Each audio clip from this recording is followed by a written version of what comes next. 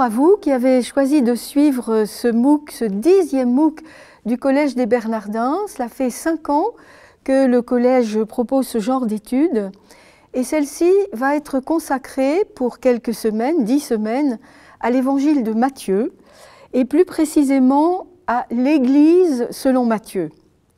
Nous nous attacherons en effet à la relation de Jésus avec ses disciples et ce qui nous concerne évidemment la relation de Jésus aujourd'hui avec nous.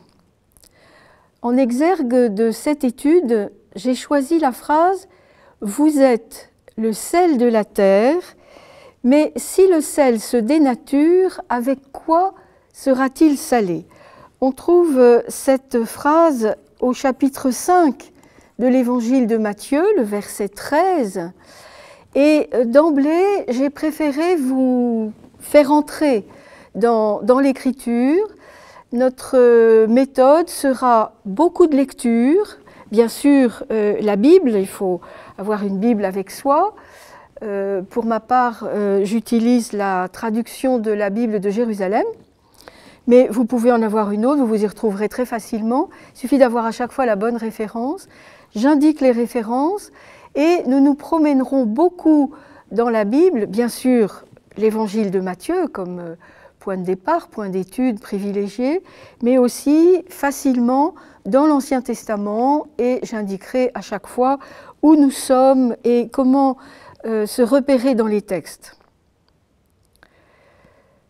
Vous êtes le sel de la terre, c'est une affirmation audacieuse de la part de Jésus.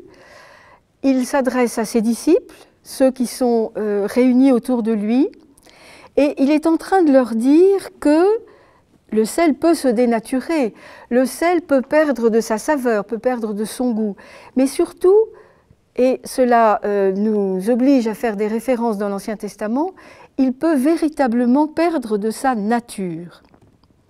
Qu'est-ce qu'indique le sel? Pour nous, maintenant, le sel, c'est surtout un élément qui va contribuer à la saveur, au goût. Mais dans une époque où on n'a pas encore de réfrigérateur, le sel permet surtout la conservation des aliments, du lait pour faire des fromages, des viandes, des poissons, des légumes. Et l'idée du coup spirituelle est venue de cette durabilité que propose le sel, c'est l'idée de la pérennité et même de la fidélité.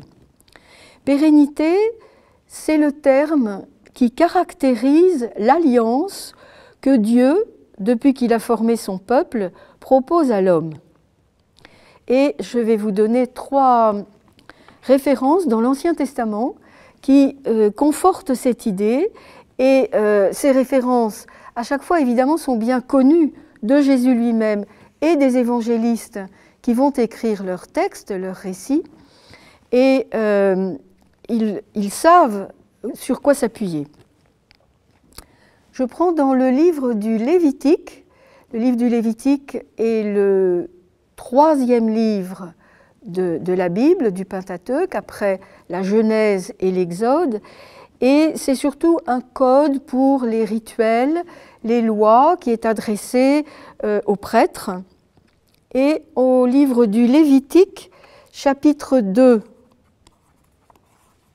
verset 13, nous avons « Tu saleras toute oblation que tu offriras, et tu ne manqueras pas de mettre sur ton oblation le sel de l'alliance de ton Dieu. » Dans un autre texte, le livre des Nombres au chapitre 18, verset 19, le livre des Nombres est le livre suivant, juste après le Lévitique, donc le 4e livre du Pentateuque, c'est là une alliance éternelle par le sel devant le Seigneur. Et en prenant un tout autre texte, autre type de texte, dans le livre des Chroniques, qui est un livre historique qui reprend un petit peu toute l'histoire de la royauté, 2e livre des Chroniques, chapitre 13, verset 5, une affirmation « À David, pour toujours, la royauté sur Israël. C'est une alliance de sel. » Voilà que les disciples, qui sont juifs, qui connaissent leurs Écritures, entendent ce que leur dit Jésus. Vous êtes le sel de la terre. En faisant cette comparaison, Jésus fait de ses disciples une offrande salée. Les voilà devenus comestibles et même savoureux. Mais surtout, il les insère dans une alliance qui ne sera jamais rompue. Dans un autre évangile, je vais parler dans ma présentation d'un stylo à 4 couleurs parce que nous avons des comparaisons avec d'autres évangélistes. C'est dans l'évangile de Marc, au chapitre 9, verset 50. Il reprend à peu près la même affirmation, mais dans un contexte différent. C'est une bonne chose que le sel. Mais si le sel devient insipide, avec quoi l'assaisonnerez-vous? Ayez du sel en vous-même et vivez en paix les uns avec les autres. Ce que reprend saint Paul dans son épître aux Colossiens, chapitre 4, verset 6, « Que votre langage soit toujours aimable et assaisonné de sel. » Donc l'un et l'autre, Marc et Paul dans les Colossiens, invitent plutôt à avoir dans la communauté, entre les chrétiens ou entre les frères, un esprit de concorde, d'apaisement et de charité mutuelle. C'est donc un petit peu différent de ce que dit Jésus, je le disais avec audace, « Vous êtes le sel de la terre ». Dans quel contexte cette phrase est-elle prononcée? Je le disais, c'est le chapitre 5 de Matthieu, et le début du chapitre 5, c'est le discours sur la montagne, c'est les béatitudes. Nous verrons bien sûr les béatitudes au fil de notre parcours. Donc ce sont les disciples qui viennent d'entendre les béatitudes, qui sont dits heureux, qui sont béatifiés. Et Jésus est en train d'ajouter qu'ils sont le sel dont le monde a besoin. Et il ne faut pas qu'ils soient jetés dehors. Il ne faut pas qu'ils se mettent en dehors de l'alliance, sinon le monde ne profiterait de rien. Avec les béatitudes, avec ce don par lequel Jésus ouvre son discours, on retrouve la manière habituelle dont Dieu agit et qui est présente dans tout l'Ancien Testament. C'est d'abord le don et ensuite l'exigence. C'est parce que l'homme a reçu quelque chose de Dieu de manière tout à fait gratuite qu'il va trouver son chemin de vie. Et cela rejoint la préoccupation ecclésiale de Matthieu, qui sera donc notre sujet d'étude.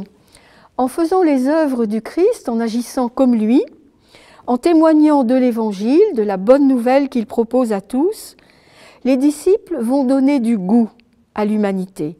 Mais surtout, ils vont l'introduire dans l'alliance éternelle avec Dieu.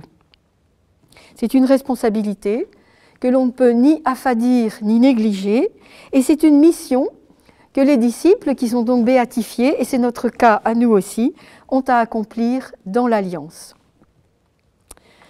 Voilà pour notre première séance qui ouvrait cette étude sur l'Évangile de Matthieu et l'Église selon Matthieu. Nous nous retrouverons dans quelques séances pour envisager la finale de l'Évangile.